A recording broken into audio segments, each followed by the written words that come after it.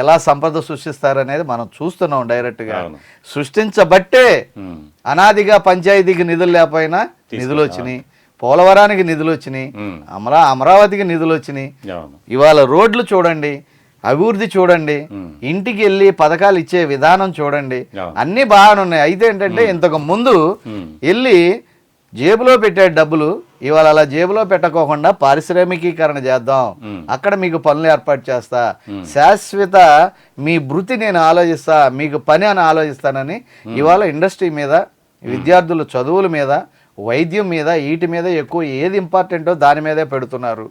అయితే ఏంటంటే ఆటో వాళ్ళకి డబ్బులు, లేదంటే మన అగ్నికుల క్షత్రియులకు డబ్బులు ఈ టైపు ఇవ్వటం అనేది ఇవ్వటానికి లేదు, యాక్చువల్గా ఇవ్వటానికి లేదు.